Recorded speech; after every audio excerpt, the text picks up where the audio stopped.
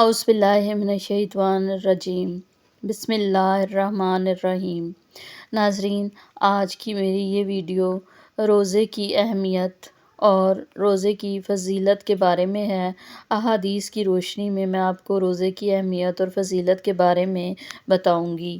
روزہ اسلام کے بنیادی ارکان میں سے ایک اہم رکن ہے۔ اللہ رب العزت نے فرمایا، اے ایمان والو، تمہارے اوپر روزے فرض کیے گئے ہیں جیسا کہ تم سے پہلی امتوں پر بھی فرض کیے گئے تھے تاکہ تم متقی بنو۔ روزہ گناہوں کی مغفرت کا ذریعہ ہے۔ آپ صلی اللہ علیہ وآلہ وسلم نے فرمایا، جس نے ایمان اور ثواب کی امید کے ساتھ روزہ رکھا، اس کے گزشتہ سارے گناہ معاف کر دیے جاتے ہیں۔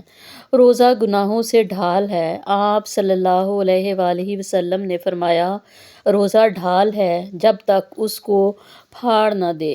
روزہ جہنم کی آگ سے بچاؤ کا مضبوط قلعہ ہے۔ آپ صلی اللہ علیہ وآلہ وسلم نے فرمایا، روزہ ڈھال ہے اور جہنم کی آگ سے بچاؤ کا مضبوط قلعہ ہے۔ روزہ جہنم کی آگ سے ہزاروں میل دوری کا سبب ہے۔ آپ صلی اللہ علیہ وآلہ وسلم نے فرمایا، جس نے اللہ کی رضا کے لیے روزہ رکھا تو اللہ اس کو جہنم سے اتنا دور فرما دیتے ہیں کہ جتنی مقدار کوا اپنی عمر کی ابتدا سے بوڑھے ہو کر مرنے تک اڑتے ہوئے مسافت طے کرتا ہے۔ روزہ بہترین سفارشی ہے۔ آپ صلی اللہ علیہ وآلہ وسلم نے فرمایا، روزہ اور قرآن سفارش کریں گے اور ان کی سفارش قبول کی جائے گی۔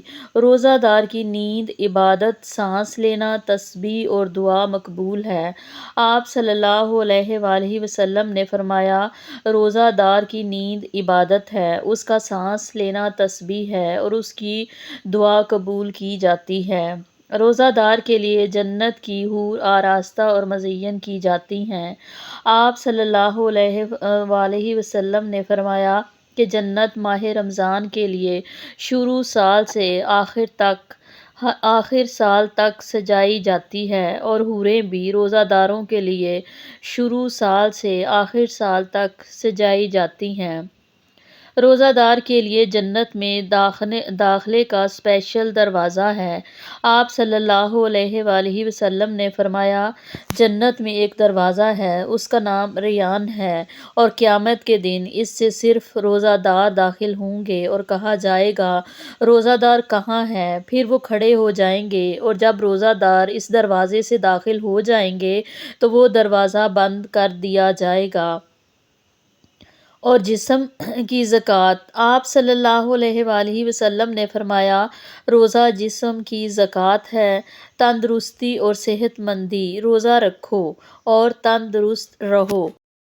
رمضان کی پہلی رات ہی سے شیطانوں اور سرکش جنوں کو قید کر دیا جاتا ہے اور جہنم کے دروازوں کو بند کر دیا جاتا ہے، اور ان میں سے کوئی دروازہ بھی کھلا نہیں رہتا، اور جنت کے دروازوں کو کھول دیا جاتا ہے اور ان میں سے کوئی دروازہ بند نہیں کیا جاتا، اور اللہ کی طرف سے ایک پکارنے والا پکارتا ہے کہ اے خیر کے طلب کرنے والے، آگے بڑھ، اور شر کے طلب کرنے والے، رک جا۔ اور اللہ کی طرف سے دوزخ سے بہت سے لوگ آزاد کیے جاتے ہیں، اور یہ واقعہ رمضان کی ہر رات میں ہوتا ہے۔ حضرت ابن عباس رضی اللہ تعالیٰ عنہ سے روایت ہے کہ حضور پاک صلی اللہ علیہ وآلہ وسلم نے ارشاد فرمایا کہ بلا شبہ جنت ماہ رمضان کے لیے شروع سال سے آخر تک سجائی جاتی ہے، اور حوریں بھی رمضان کے روزے رکھنے والوں کے لیے شروع سال سے آخر سال تک سجائی جاتی ہیں۔ جب رمضان شریف کا مہینہ شروع ہوتا ہے تو جنت اللہ تعالیٰ سے عرض کرتی ہے، اے اللہ، اس مبارک مہینے میں اپنے بندوں میں سے کچھ بندے میرے اندر قیام کرنے والے مقرر فرما دیجئے، جو عبادت کر کے میرے اندر داخل ہو سکیں۔ اور اسی طرح حوریں بھی عرض کرتی ہیں کہ اے اللہ، اس بابرکت مہینے میں اپنے بندوں میں سے ہمارے واسطے کچھ خاوند مقرر فرما دیجئے۔ رمضان آ چکا، آسمان کے دروازے کھول دیے گئے، جنت کے دروازے کھول دیے گئے، رحمت کے دروازے کھول دیے گئے، جہنم کے دروازے بند کر دیے گئے، سرکش شیاطین کی گردن میں توق ڈال کر سمندروں میں پھینک دیا گیا۔ رمضان کو رحمت، مغفرت اور بخشش کا ذریعہ بنا دیا گیا۔ چنانچہ حضرت ابو ہریرہ رضی اللہ تعالیٰ عنہ کی ایک روایت میں ہے کہ رمضان کا اول حصہ رحمت اور اس کا درمیانی حصہ مغفرت اور اس کا آخری حصہ دوزخ سے آزادی ہے۔